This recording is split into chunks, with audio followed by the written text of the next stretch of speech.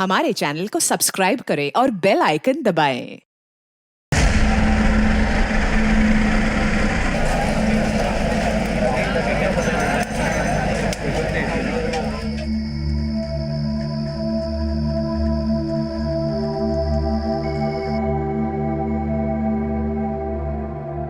हमारी सबसे बड़ी आदत होती है हमारी सोच। जब तक ये आदत नहीं बदलती तब तक हालात नहीं बदलते हैं।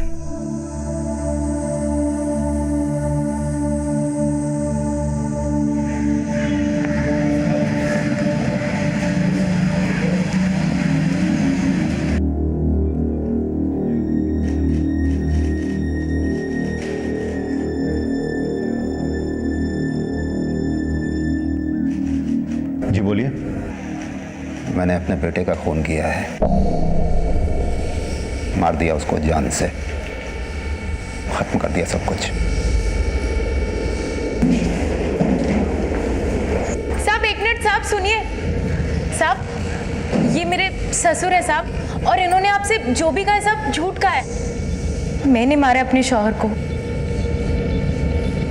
समीर को मैंने मारा है साहब। सबीना तू घर जा। साहब ये झूठ बोल रही है। ये मुझे बचाना चाहती है साहब। नहीं साहब, मैं सच कह रही हूँ, समीर का कत्ल मैंने ही किया है साहब। सबीना मैंने कहा ना तू घर जा। साहब मैं सच कह रहा हूँ साहब। दिल्ली ट्रांसपोर्ट कॉरपोरेशन में काम करने वाले रहमत शेख, जिनकी उम्र करीब 60 साल की है, वो एक दिन करमपुर पुलिस स्टेशन में आते हैं और अपने इकलौते बेटे की हत्या का जुर्म कबूलते हैं। उसी समय वहां पर मरने वाले समीर शेख की पत्नी सबीना शेख भी आती है और कहती है कि ये कत्ल रहमत ने नहीं बल्कि उसने किया है। कौन झूठ बोल रहा था और कौन सच? क्या सबीना सिर्फ अपने ससुर को बचाना चाहती थी? आखिर किसने मारा था समीर को?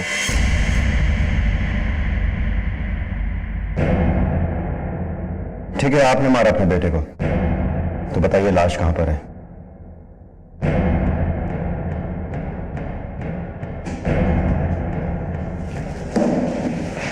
सर, हाँ संतोष, हमारे पास एक केस आया जिसमें दो लोग एक ही कत्ल की बात कबूल रहे हैं। अब दोनों में सच कौन बोल रहा है पता नहीं। तुम एक टीम लेकर उस लोकेशन पर जाओ जो रहमत शेख ने बताई है। Yes sir. अब समीर की लाश ही सारा सच बोलेगी। सुमंत, इस केस की जड़ तक पहुंचने के लिए हमें रिश्तों की गहराइयों में उतरना पड़ेगा।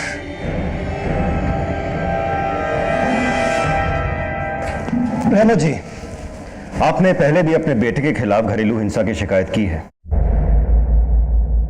इस बार ऐसा क्या हुआ जो आपने इतना बड़ा कदम उठाना ठीक समझा?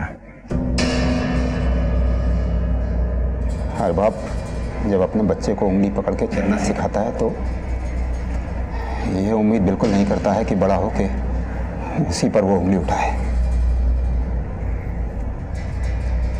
समीर जब पैदा हुआ था तो हमारे घर में खुशियों का माहौल था।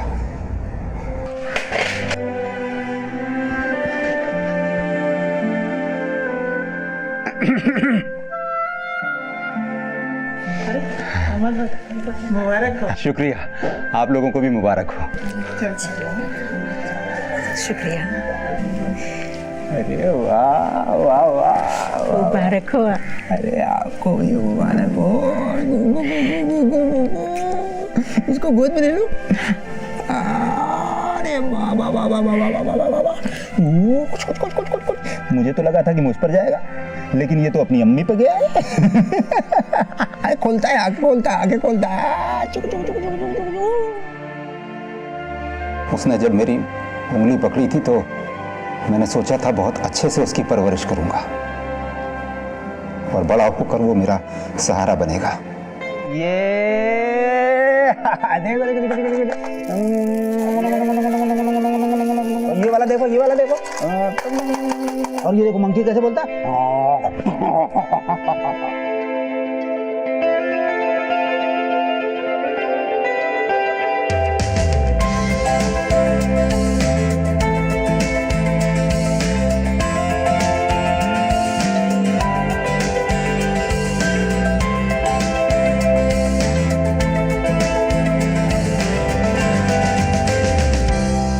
जब आप दोनों में इतना प्यार था तो फिर बाद में क्या हुआ? समीर मेरा बेटा नहीं, मेरा ख्वाब था। समीर बहुत अच्छा क्रिकेट खेलता था और बड़े होकर बहुत बड़ा क्रिकेटर बनना चाहता था।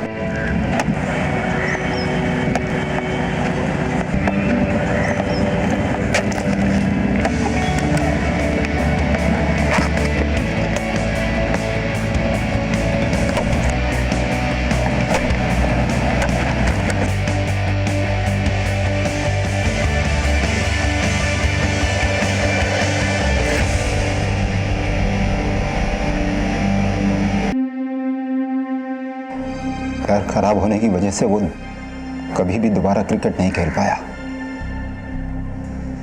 यही उसका एक इकलौता ख्वाब था जो पूरी तरह से टूट चुका था।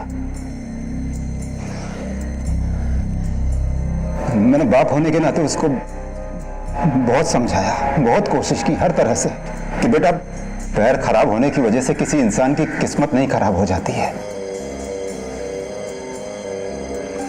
प्यार से समझाया, डांट से समझाया, हर तरीका अपनाया,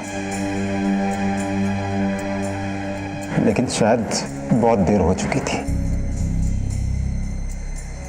वक्त के साथ साथ समीर चिड़चिड़ा होता चला गया और फिर अपने आपे से बाहर निकल गया।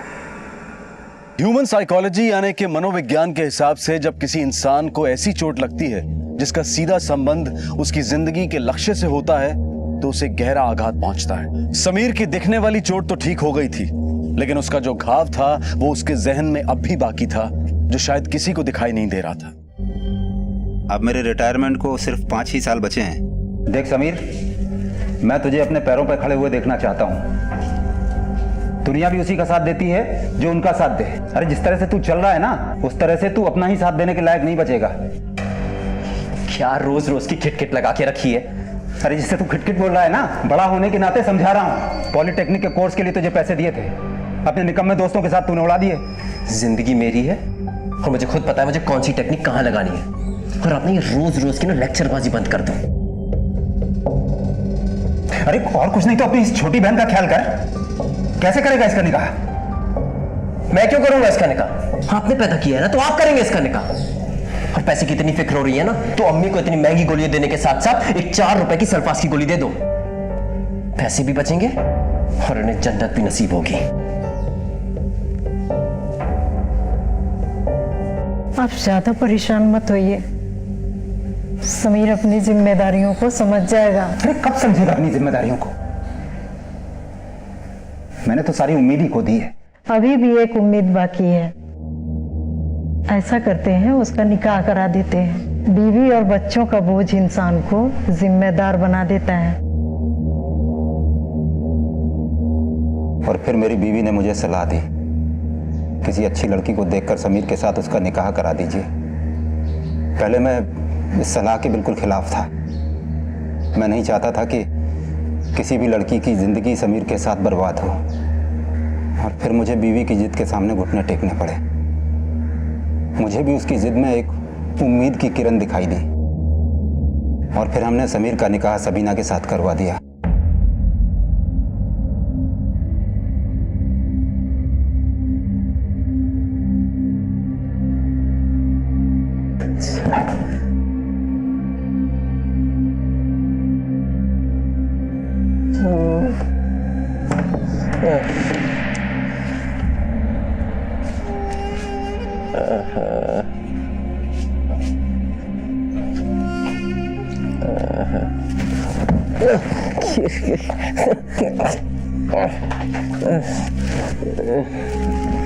देखने तो दे जरा। अरे क्या हुआ? अरे सुहाग रात है मेरी, अरे निकाह हुआ है हमारा। सुनो तो, छोड़िए। अरे सुनो तो, छोड़िए हमें। अरे छोड़िए।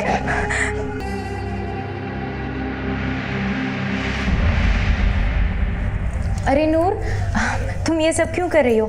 मैं आ गई हूँ ना, अब मैं संभाल लूंगी, मुझे करने दो। अभी कल ही तो आपका निकाह हुआ है और अभी से आप ये सब करोगी? नहीं नहीं, तुम ये सब छोड़ो, अब बस ससुराल जाने की तैयारी करो और ये सीखो कि सास ससुर का ध्यान कैसे रखते हैं। हाँ, मैं ये सब कर लूंगी। अरे भाभी, ये आपका हाथ कैसे कट गया? रुखसती के वक्त इधर उधर कहीं से लग गया होगा, ध्यान नहीं रहा ना। ये चाय हो गई? हाँ भाभी, मैं अम्मी अबू को चाय देती हूँ, आप सब्जी काट हाँ हाँ हाँ बिल्कुल।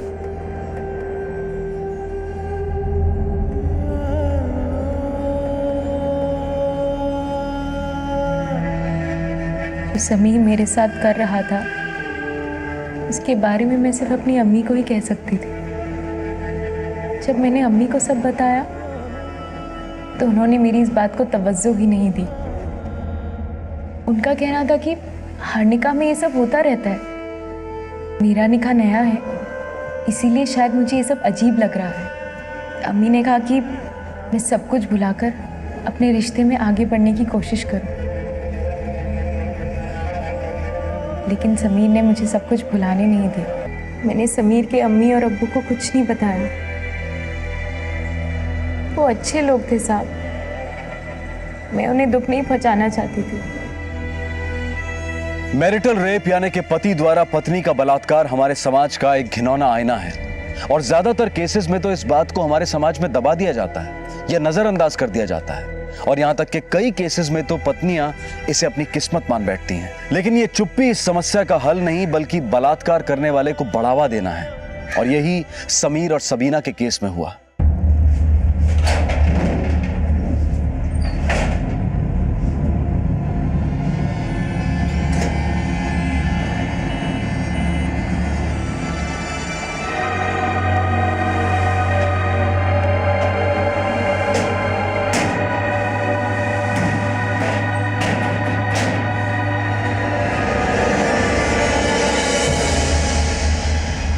हमारे एक गलत फैसले से सबीना की जिंदगी बर्बाद हो गई।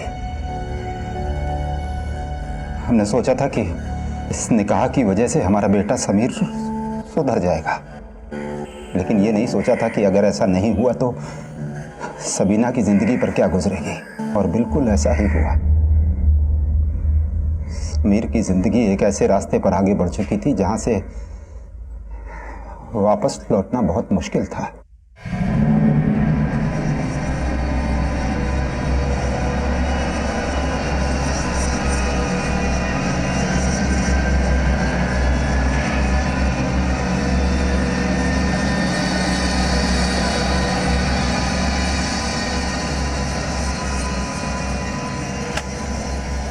मेरे खून पसीने की कमाई है, तुझे अय्याशी में उड़ाने नहीं दूंगा मैं। अगर तेरी पैदाइश के वक्त मुझे पता होता ना कि इस घर में शैतान जन्म लेने वाला है तो उसी वक्त तेरा गला घोंट देता मैं। छाती पर लेके जाओगे पैसा? हाँ, करोगे क्या इसका? इस मरियल बुढ़िया पे खर्चा करने के लिए सब कुछ है, लेकिन मेरे लिए नहीं है। घर तो आपसे चलता नहीं, लेकिन जुबान दिन रात चलती है। मुझे ज्यादा समझाने की कोशिश की ना तो इस घर के साथ साथ इस घर की हर चीज बेच दूंगा, समझे? बात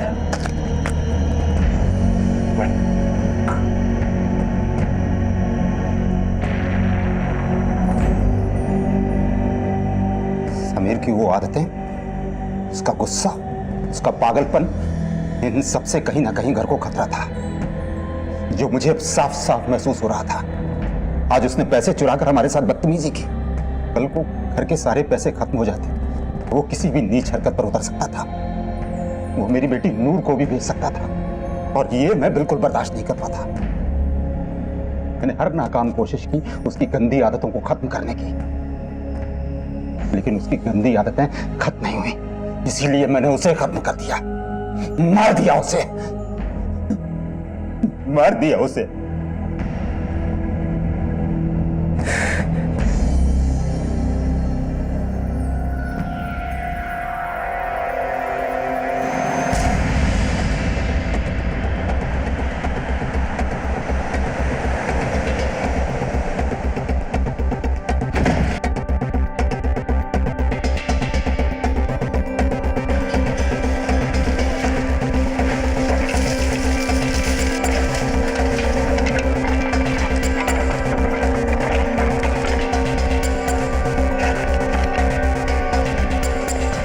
ये आदमी अपनी खिचड़ी पका रहा है सर।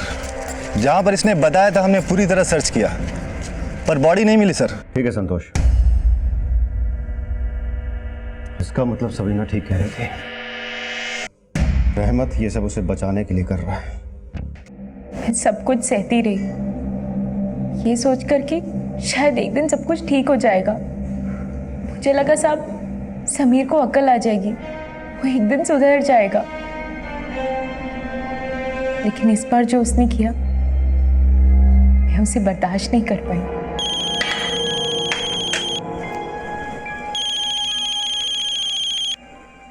हेलो जी,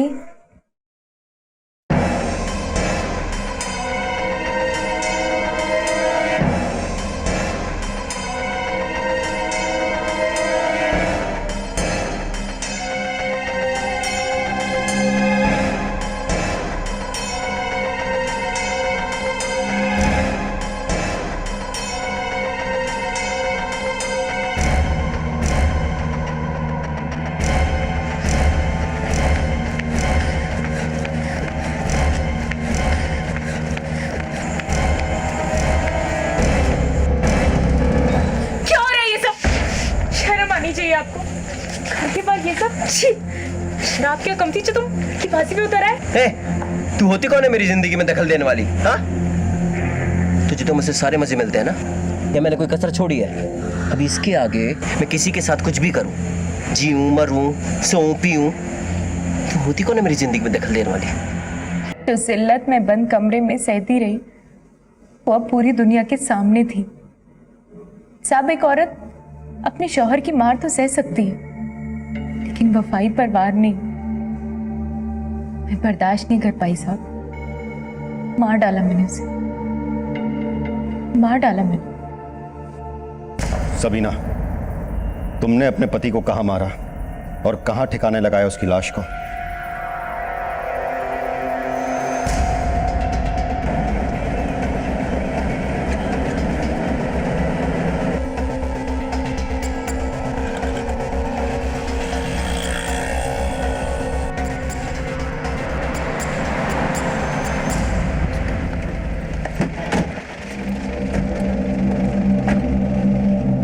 बोलो सबीना। साहब, यही मारा था मैंने उसे। हाँ मारा था, तो फिर लाश किधर है? मालूम नहीं साहब, यही होनी चाहिए थी। सुमन, एक काम करो, सारी एरिया चेक करो।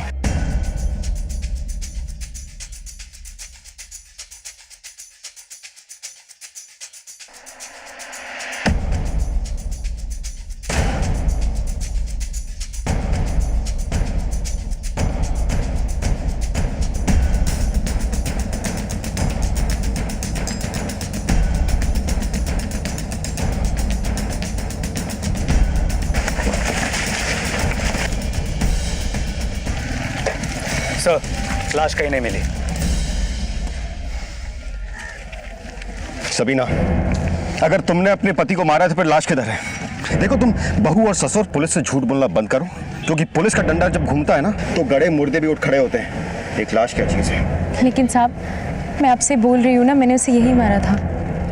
और साहब, मैं आपसे झूठ क्यों बोलूँगी? झूठ तो वो बोलता है जो सज़ा से बचना चाहता है। मैं तो अपना जुर्म खुद कबूल कर रही हूँ।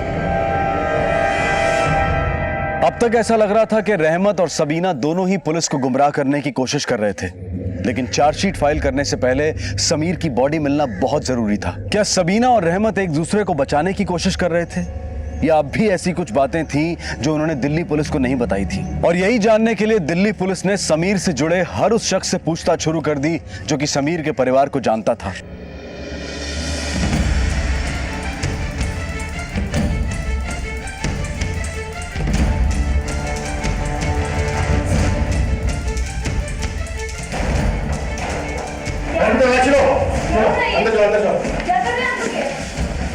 इधर देखो।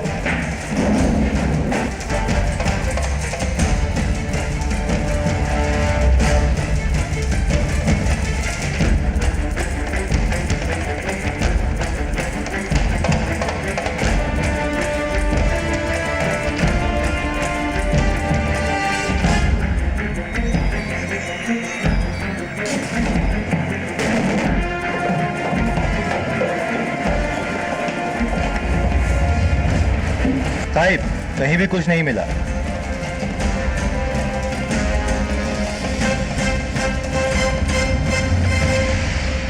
हाँ साहब, समीर और सबीना में मनमुटाव तो था। अक्सर उनके घर से मारपीट की आवाज़ें भी आती रहती थी। समीर के पिताजी तो बहुत अच्छे इंसान हैं, पर पता नहीं समीर ऐसे कैसे निकल गया। अक्सर शराब पीकर हंगामा करना जैसे उसकी रोज़ की आदत हो गई थी। नशे में तो किसी को भी गालियां देने लगता था साहब। हम लोग तो उससे परेशान हो गए थे। एक रात को तो मेरे घर के बाहर आकर उसने बहुत सारी गालियां दी। रहमत भाई तो उससे परेशान हो गए थे। उनका तो घर से निकलना मुश्किल कर दिया था उसने। झगड़ा तो उसका सबके साथ होता था साहब। बीबी को मारता था।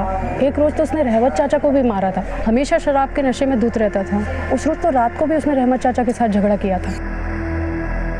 सर ये केस खुद चल के हमारे पुलिस स्टेशन आता है और 2 लोग खुद को मुजरिम बताते हैं। समीर के बारे में जो इन दोनों ने बताया, पड़ोसियों के स्टेटमेंट के हिसाब से समीर बिल्कुल वैसे ही था। लेकिन सर क्या ये हो सकता है कि ये दोनों हमसे कुछ छुपा रहे हो? ये हो सकता है कि समीर मिसिंग हो, मरा नहीं है।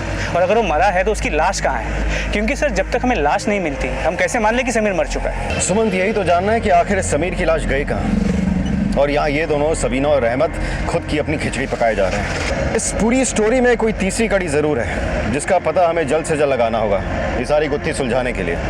आप दोनों के बताए जगहों पे तो बॉडी मिली नहीं, तो बॉडी को आसमान खा गया कि जमीन निकल गई? आखिर हुआ क्या? अब तो ऐसा लगता है कि आप दोनों के बाद समीर खुद आकर यहां पर अपने मर्डर की बात कबूलेगा। आखिर माजरा क्या है रहमत साहब? क्यों झूठ बोल के हमें घुमा रहे हो? अपनी उम्र का लिहाज करो। अच्छा नहीं लगेगा इस उम्र में अगर हमें अपने स्टाइल में आपको घुमाना पड़े तो। साहब मैंने ही मारा है अपने बेटे को। मैं आपसे झूठ क्यों बोलूंगा? और झूठ बोलकर फायदा क्या होगा? आपको मेरी बात पर भरोसा नहीं है तो अनीस से पूछ लीजिए।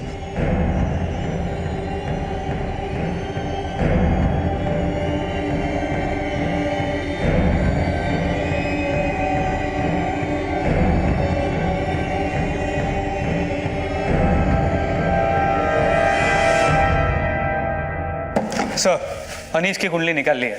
पहले भी 2 मर्डर और 3 हाफ मर्डर कर चुका है। फिलहाल बेल पे बाहर है। उसका घर का पता भी रहमत ने दे दिया है। सुमंत, ऐसे लोग क्राइम के बाद उन अड्डों पे नहीं मिलते जहां पर वो अक्सर मिला करते हैं। ये अनीस जरूर किसी बिल में छुपा होगा।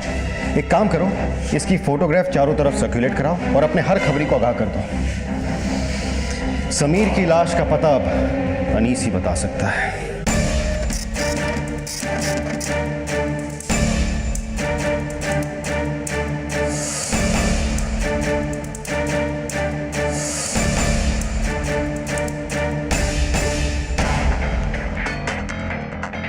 अनीस कहाँ है? पता नहीं साहब, 3 दिन से घर नहीं आया। हम लोग भी चिंता कर रहे हैं। अगर वो आपको कांटेक्ट करता है तो सबसे पहले आप हमें बताएंगे।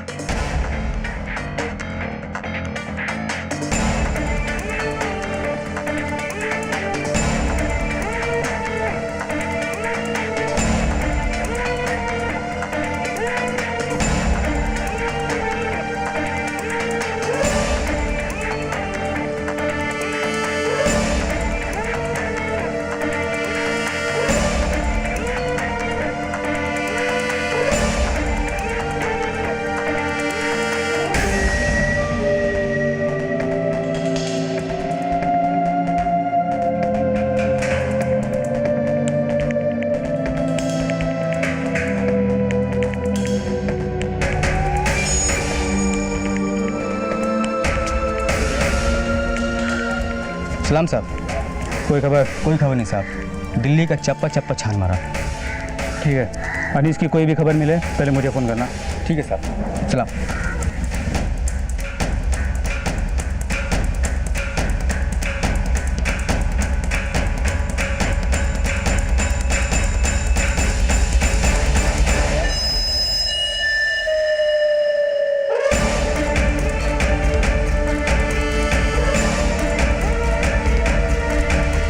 अनीस वो रहा।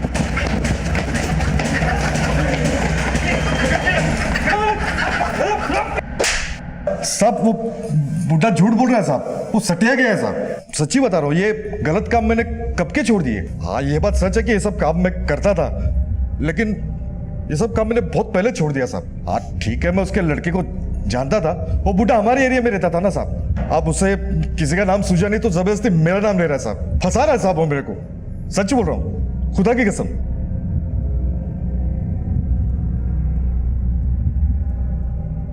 अब तक इस केस में जितने भी नाम सामने आए थे उनमें से किसी को भी मुजरिम साबित करना आसान नहीं था, क्योंकि दिल्ली पुलिस के पास अब तक कोई ऐसा ठोस सबूत नहीं था जिसके आधार पर किसी को अरेस्ट किया जा सके। और कानूनन अब पुलिस इन तीनों को 24 घंटे से ज्यादा नहीं रोक सकती थी, इसलिए मजबूरन उन्हें सबीना, रहमत और अनीस को छोड़ना पड़ा।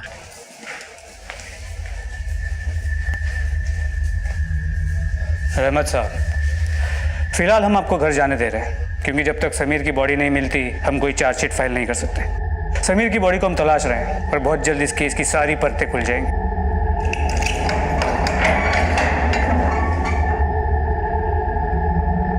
अनीस, अभी तुझे जाने दे रहा हूँ, क्योंकि हम अब भी डेड बॉडी की तलाश कर रहे हैं, जिसके बिना केस आगे नहीं बढ़ सकता। लेकिन तू जब तक बेल पर बाहर है ना, इस थाने में शक्ल दिखाते रहना। हाँ साहब, शक्ल दिखाते रहूंगा साहब।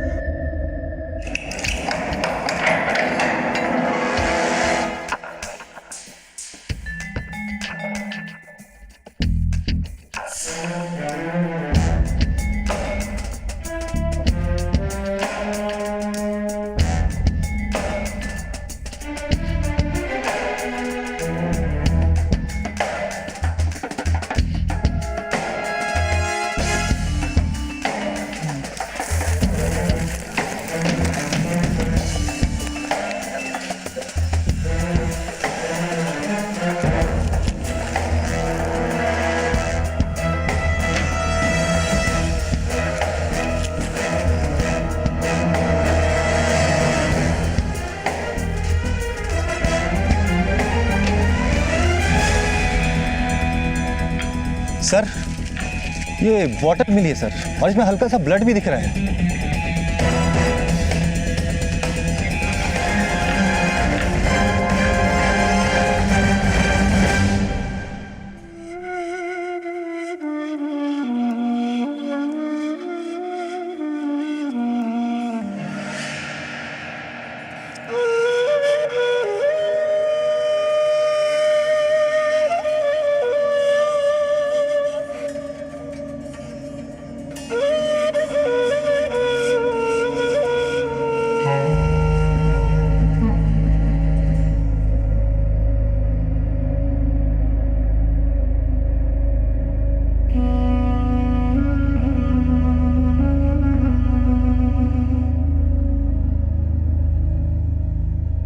मैंने कहा ना, पुलिस के सामने मैं जाऊंगा। सारी गलती मेरी है, सजा भी मुझे मिलनी चाहिए। नहीं अब्बू, मैं ऐसा नहीं होने दूंगी। अम्मी और नूर का ध्यान कौन रखेगा? क्या नूर से कोई निकाह करेगा जब सबको ये पता चलेगा कि समीर को आपने मारा है? नहीं अब्बू, ये सही नहीं है। सबीना, एक बार मैं तुम्हें दलदल में धकेल चुका हूँ, अब दोबारा ऐसा नहीं होने दूंगा। मैं अपने बाप होने का फर्ज सही तरीके से नहीं निभा पाया। अगर मैं ये फर्ज सही तरीके से निभाता तो आज ये दिन नहीं देखना पड़ता। मैं जा रहा हूँ, तुम नूर और अम्मी का ख्याल रखना। अब्बू अब्बू अब्बू सुनिए अब्बू। अम्मी, नूर, तुम बिल्कुल भी फिक्र मत करो। अब्बू बहुत जल्द घर वापस आ जाएंगे। मैं हूँ ना, मैं छुड़वाऊंगी अब्बू को। तुम अपना और अम्मी का ध्यान रखो, मैं सब संभाल लूंगी। वैसे भी इस घर को अब्बू की बहुत ज़रूरत है। मैं सब संभाल लूंगी। भाभी, भाभी सुनिए तो।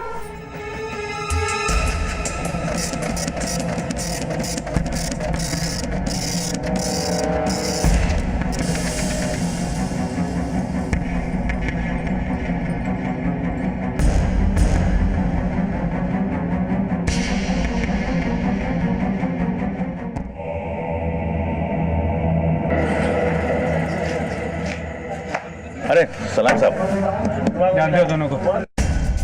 हाँ, ये दोनों तो हमारे परमानेंट कस्टमर हैं। ये समीर है और ये अनीस है। आखिरी बार कब आए थे? ये कोई 4-5 दिन पहले, लेकिन उसके बाद नहीं आए। साथ में आए थे? दोनों साथ में आए थे और दोनों साथ में यहाँ से गए भी। फिर उसके थोड़ी देर बाद अनीस आया और एक बोतल लेकर यहाँ से चला गया। कौन सी बोतल ले गया था? ये वाली।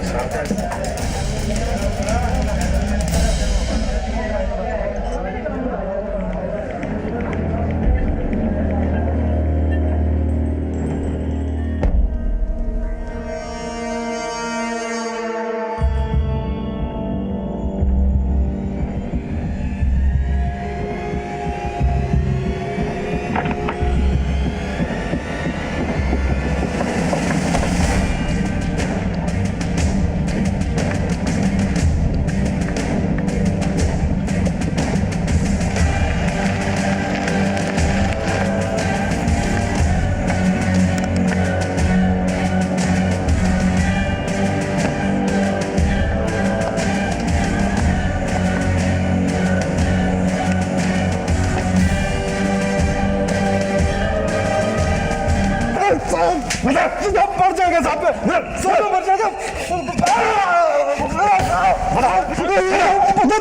बताता हूँ साहब, सब सच बताता हूँ साहब।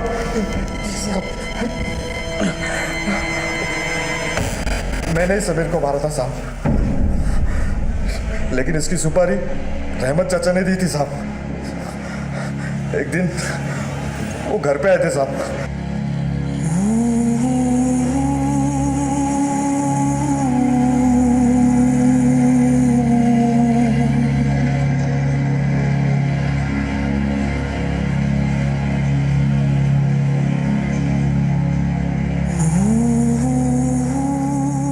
मैं तो कहता हूँ चाचा एक बार फिर से सोच लो। हमारा क्या जाएगा, तुम्हारा बेटा चले जाएगा। अरे बेटे की सुपारी दे रहे हो, किसी दुश्मन की नहीं। बोले तो उसके हाथ पैर ही तोड़ देता हूँ, इतने में सुधर जाएगा वो।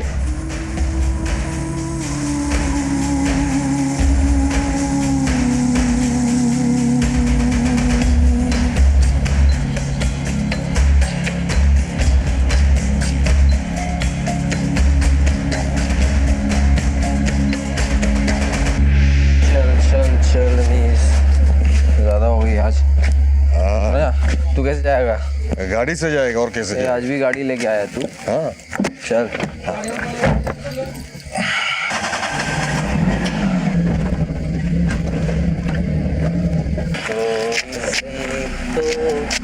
डाल दो शीला, फिर मैं घर चला जा मुन्नी को लेके।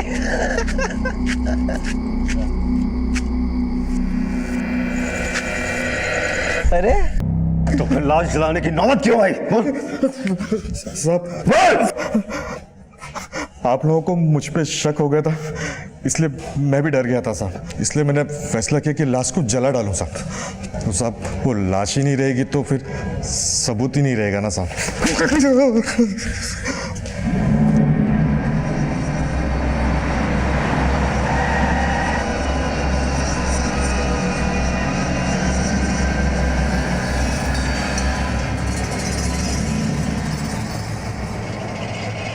मैं अपने गुनाहों की सज़ा तो पाना चाहता ही था इंस्पेक्टर साहब,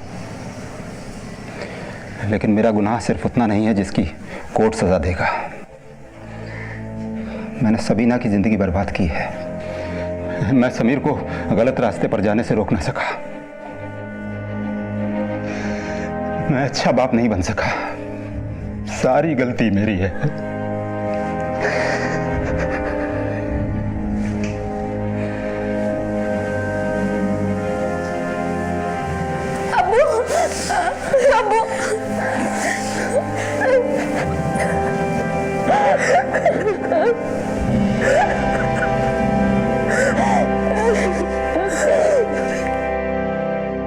शराब या किसी भी प्रकार का नशा इंसान को खोखला बना देता है, और जब नशे की लत नशा करने वाले के ऊपर हावी हो जाती है तब वो सही और गलत का फर्क भूल जाता है। आज हमारे देश में ऐसे कई रिहैबिलिटेशन सेंटर हैं जहां पर इस नशे की आदत से निजात दिलाने के लिए फ्री सहायता भी दी जाती है। और यही नशे की लत समीर के परिवार को भी तबाह कर रही थी, लेकिन रहमत ने जो किया उसने इस पूरे परिवार को ही तबाह कर दिया।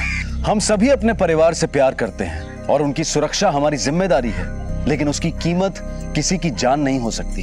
रहमत के एक गलत फैसले का हर्जाना आज पूरे परिवार को भुगतना पड़ रहा है, क्योंकि परिवार का सबसे समझदार और जिम्मेदार सदस्य रहमत शेख आज जेल की सलाखों के पीछे है। समीर की बॉडी रिकवर होते ही रहमत और अनीस को हत्या और हत्या की साजिश के लिए अरेस्ट कर लिया गया। अब अपनी बची हुई जिंदगी वो जेल में गुजारेंगे।